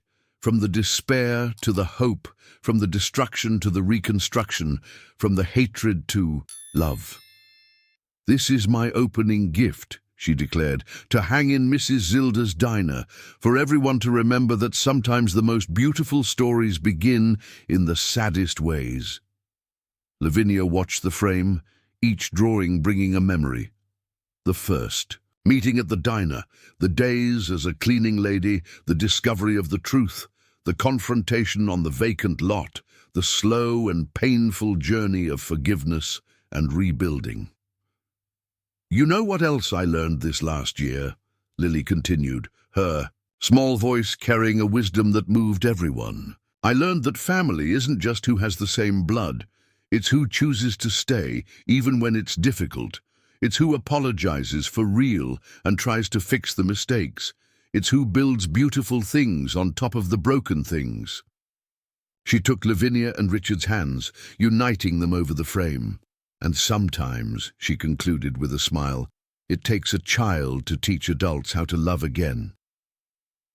The silence that followed was broken by emotional applause. Mrs. Zilda cried. Openly, Joshua smiled with approval, and even the journalists present seemed touched. So, Richard asked softly to Lavinia, do you accept your new employee? She looked at her hands united over Lily's frame, at the reborn community around her, at her daughter, who smiled with the wisdom of children. With one condition, she replied finally, which, that you never forget that day in the diner, the man you were and the man you chose to become. I'll never forget, he promised, just as I'll never forget that sometimes you have to lose everything to find what really matters. And what really matters? Lily asked, although her shining eyes suggested that she already knew the answer. Family, Lavinia and Richard replied together, and there, under the spring sun, surrounded by a reborn community and united by the drawings of a child who saw beyond appearances, three very different people understood that sometimes the real miracle is not in erasing the past, but in using its scars to build a more beautiful future. Mrs. Zilda's diner served lunch to everyone that day, and at the special table, the one where it all began, a lawyer, a former businessman, and a little artist shared not only a meal, but the certainty that some stories, however much they begin with pain, can end with love. Meanwhile, on the wall, Lily's frame shone in the sunlight, telling all who wanted to see that sometimes happy endings are not like in fairy tales. They are more complicated, more imperfect, and precisely for that reason, much more true.